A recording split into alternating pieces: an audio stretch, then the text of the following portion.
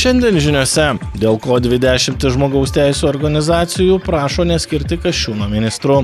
Seimas atleido parlamento kanclerį, štai ką reiškia paviešinti Seimūnų namo tempiamus kavos maišus ir glebiais perkamus kompiuterius bei visokias konsoles. Vaiko teisės ir policija patvirtino bendrus algoritmus vaiko perkelimui į saugią aplinką. Sako, kad nebeplėš klykiančių vaikų motinoms iš glebių. Seimas sugriežtino fejerverkų prekybą ir naudojimą. Poetės Salomėjos Nėries klystkeliai ir kūryba. Kas svarbiau? Kas pernai sumokėjo daugiausia mokesčių?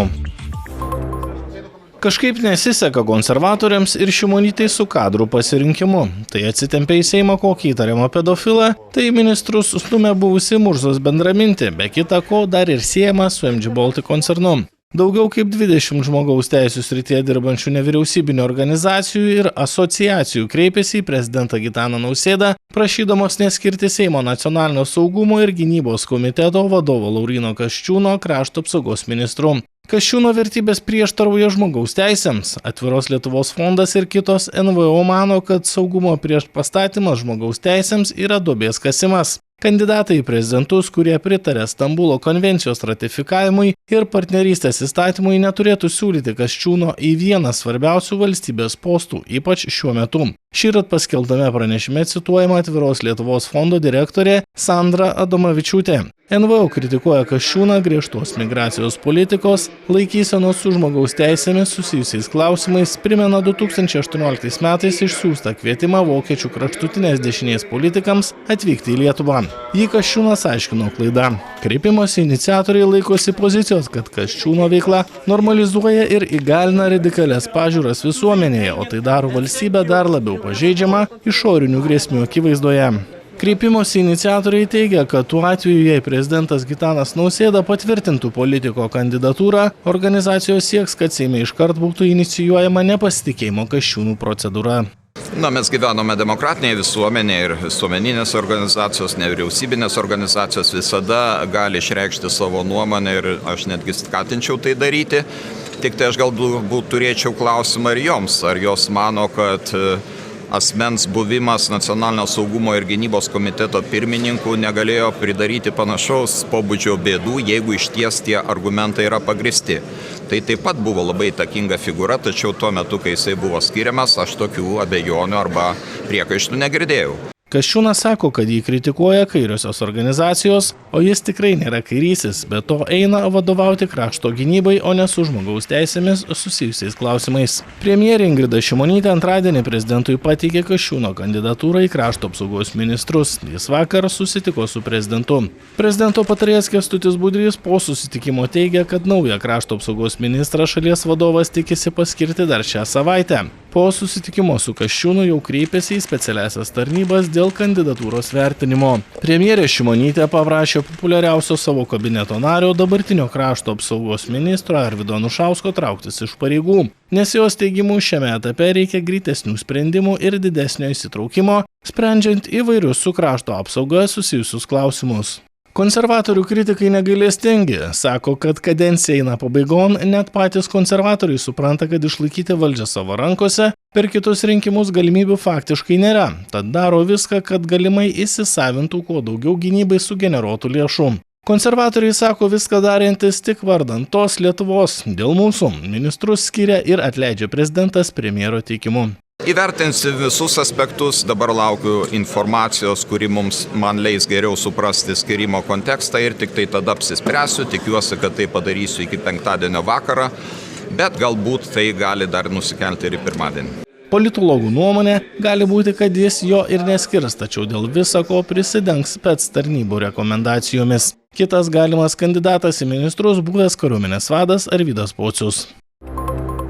Seimas dėl nepasitikėjimo atleido parlamento kanclerį Modestą Gelbudą. Už tai per slaptą balsavimą buvo 95 Seimo nariai, 15 buvo prieš. Atstatydinti kancleriui reikėjo bent pusę Seimo narių balsų, tai yra 71 iš 141. Nepasitikėjimo procedūrą kancleriui inicijavo 74 parlamentarai, priekaištaudami dėl nesutvarkytų Seimo prieigų, valstybės tarnybos reformos įgyvendinimo eigos, negebėjimo užtikrinti nepertraukiamos Seimo kavinės, medicinos punkto veiklos ir kitų stringančių darbų, prasto mikroklimato. Kancleris kaltinimus atmetė, teigdamas, kad jie smulkmeniški ir nepagristi duomenimis ir faktais, o dauguma nesusiję su kanclerio atsakomybė ir esminė Seimo veikla. Po Gelbūdos pasisakymo apsisprendė balsuoti už atleidimą, kaltino aroganciją. Neoficialiai teigiama, kad parlamentarų rūstybė kancleris užsitraukė dėl to, jog išdavė jų paslaptis apie maišais namo nešamą kavą ir glebiais perkamus brangius elektroninius prietaisus.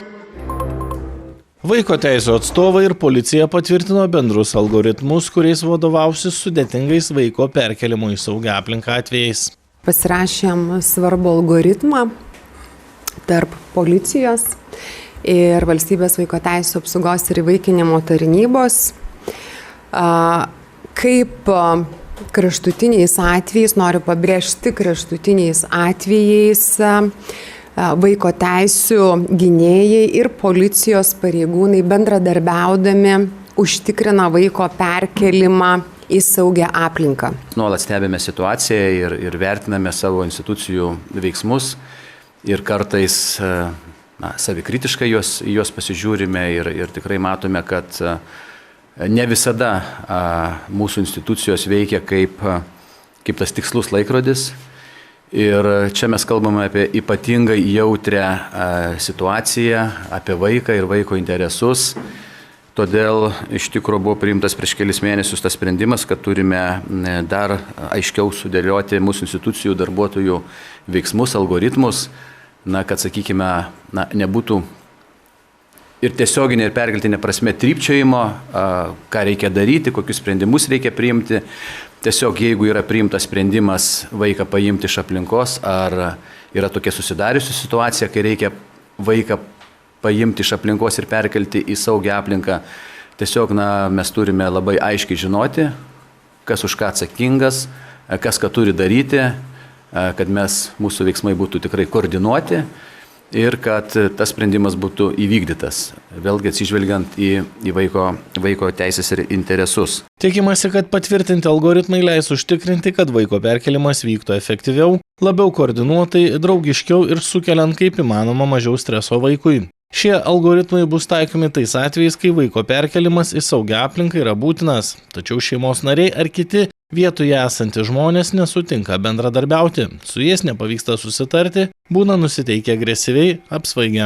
Šiuo metu ruošiame bendrus mokymus tiek vaiko teisių gynėjam, tiek policijos pareigūnam, kaip nuraminti vaiką, kaip išaiškinti suprantamą kalbą tiek vaikui, tiek jo tėvams, kas čia vyksta, kaip vyks, kaip bus užtikrintas vaiko perkelimas, kur paskui gali kreiptis ir panašiai. Labai geras dalykas, kad iš karto yra planuojami mūsų pareigūnų mokymai, papildomų kompetencijų įgijimas, nes vėlgi ne visada mūsų pareigūnai turi tas pilnas kompetencijas veikti tokiose situacijose.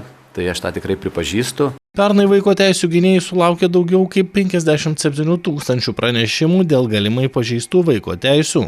Tarnyba į galimus pažeidimus reagavo kas 9 minutės, pranešimų skaičius augo 4/4. Pernai daugiau nei 7,5 tūkstančio kartų reikėjo vaikus perkelti į saugią aplinką. Maždaug 3/4 atvejų vaikai per kelias dienas grįždavo atgal į šeimą. Tačiau 1/4 atvejų reikėjo tolesnės pagalbos šeimai. Teismas beveik visais atvejais suteikė leidimą vaiką iš tėvų paimti. Buvo 7641 atvejis, kuomet vaikams prireikė užtikrinti saugią aplinką ir prireikė vaikais pasirūpinti čia ir dabar. Ir iš tų atvejų 5052 atvejais vaikui buvo užtikrinta saugi aplinka, kai jo tėvai, artimieji buvo apsvaigę nuo alkoholio, narkotikų ar kitų medžiagų, kuomet negalėjo vaikų pasirūpinti čia ir dabar. 1500 atvejų, kuomet vaikams buvo kilęs realus pavojus. Čia ir dabar vaikai patyrė smurtą iš savo artimiausių, ar tai prievarta, ar seksualinė prievarta. 452 atvejai, kuomet vaikams užtikrinom saugią aplinką, tai vaikas buvo paliktas be priežiūros. Buvo tokių atvejų, kuomet šeštadienį ryte mama viena auginanti vaiką išėjo, pasišalino, parai, dviem yra tokių situacijų, ar tai nakčiai išeina vakare ir palieka vaiką nakčiai, ypatingo mažo amžiaus, ir kaimynai išgirdę verksmą, ilgą verksmą, iškviečia vaiko teisių gynėjus, tai tuo atveju irgi buvo beveik 500, arba nepaima iš darželio laiku tėvai ir auklėtojai, ugdytojai apie tai informuoja. Imtis pokyčių valstybės institucijos buvo priverstos po to, kai į viešumą pernai pateko labai negražus atvejis, kai iš motinos glėbio buvo plėšiamas klykiantis vaikas. Seimas sugriežtino fejerverkų prekybą ir naudojimą, priėmė tai numatančias konservatoriaus Andriaus Vyšniausko inicijuotas civilinių pirotechnikos priemonių apyvartos kontrolės įstatymo pataisas. Gyventojams siūloma ieškoti kitų šventimo būdų, kurie neterštų gamtos, negąsdintų gyvūnų ir netrikdytų ukrainiečių pabėgėlių. Įstatymo pataisomis nuo sausio iki lapkričio pabaigos uždrausta naudoti vadinamosius F2 kategorijos fejerverkus, populiariausius mažą triukšmą keliančius ir skirtus naudoti aptvertose teritorijose.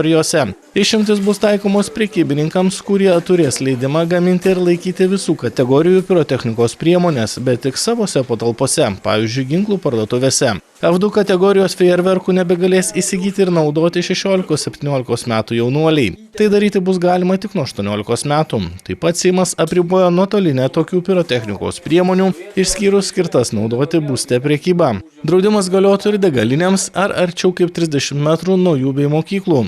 Visiško fejerverkų draudimo Lietuvoje negalima įvesti, nes tai prieštarautų ES teisei. Seimas be kita ko savivaldybių taryboms leido nustatyti profesionalių fejerverkų naudojimo tvarką ir vietas. Jos galės uždrausti arba riboti fejerverkų naudojimą. Bus galima šį draudimą taikyti arba visoje savivaldybės teritorijoje, arba konkrečiose zonose tam tikrais pasirinktais laikotarpiais.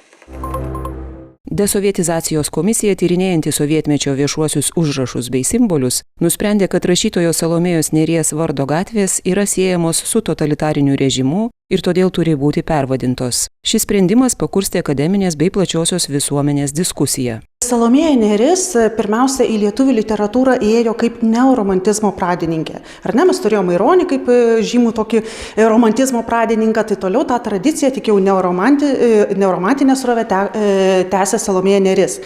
Ji parašė 5 poezijos rinkinius, už 4 Diemedžių žydėsiu, jai buvo paskirta valstybinė literatūros premija, tai tais laikais buvo tikrai aukščiausias įvertinimas literatūroje.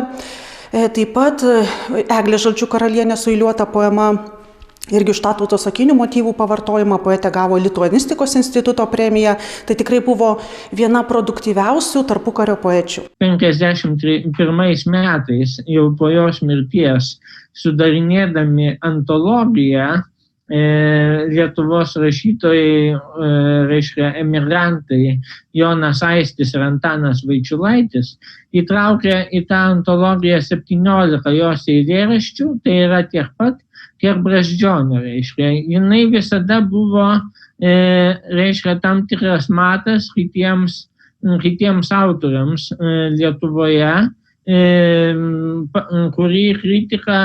kuriuo kritika matavo, ar kiti autoriai yra geri. Jos kairuoliškos pažiūros pradėjo ryškėti vieną vasarą, kai jinai kelionėje po vieną metu susipažino su studentais marksistais, kitaip tariant komunistais, Ladu Serbenta ir Broniumi Zubricku. Dar su Broniumi Zubricku ir pradėjo draugauti, bet paskui išsiskyrė. Tai tada tiesiog prisiklausiusi tų studentų idėjų, jinai pradėjo tikrai patikėti, kad galbūt bus ta šviesi ateitis, nes buvo poetė nusivylusi ir tą socialinę nelygybę, tarkim, tas ir eilėraštis 20 su apie tai ir kalba. 1940 metais poetė Salomėja Nėris, paskirta Liaudies Seimo atstove, išvyksta su delegacija į SSRS aukščiausiąją tarybą prašyti, kad Lietuva būtų priimta į Sovietų Sąjungos sudėtį. Vėliau dėl savo paklydimų poetė išpažino atgailą poezijoje. Tokie eilėraščiai, pavyzdžiui, kaip Maironiui, Tolimas sapnas, kuriuose poetė reiškia savo susivokimą klydus, atgailą, aišku, prie sovietų jie nepasirodė šitie eilėraščiai. Ir tarkim, eilėraštis Maironiui, poetė ten ir sako, ar galėjau iš pusiaukelės sugrįžti tais pačiais keliais. Arba tarkim tas eilėraštis Tolimas sapnas, kur jinai pasakoja apie apsilankymą vaikystės bažnytėlėje ir kad jinai nedrįsta eiti prie altoriaus, nes jos kojos tiek daugel kartų klydė. Nu tai vėlgi toks akivaizdus klaidos pripažinimas, galima sakyti. Trinti reiškia iš visuomenės sąmonės, reiškia, žmogų, kuris klydo, kuris visų savo gyvenimo tarsi įrodė, kad galima labai smarkiai klysti, tiesiog, fatališkai klysti, bet po to gailėtis, atsiprašyti ir grįžti atgal. Reiškia, šitam galimybės, reiškia, dabar tarsi nelieka.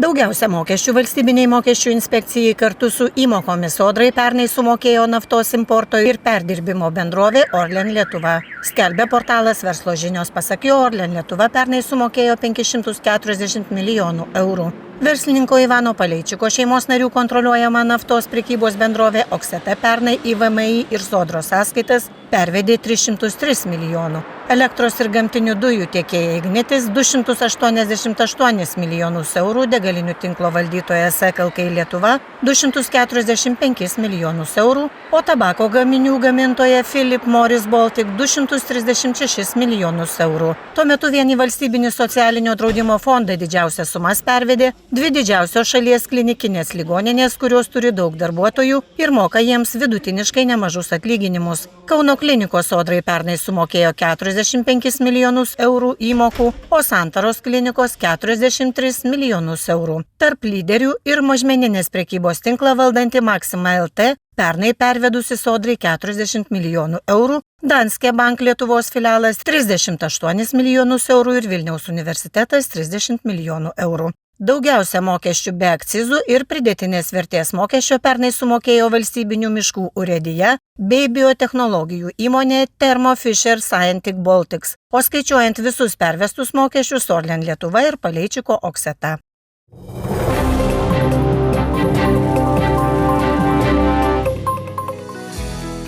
Orai po truputį šyla. Penktadienio naktį daug kur numatomas lietus, vietomis tvyros rūkas, vėjas pietų pereinantis į vakarų, šiaurės vakarų 5–10 metrų per sekundę. Žemiausia temperatūra 0,5 laipsniai šilumos. Dieną daugelį rajonų palis, vėjas vakarų pietvakarių 7–12 metrų per sekundę.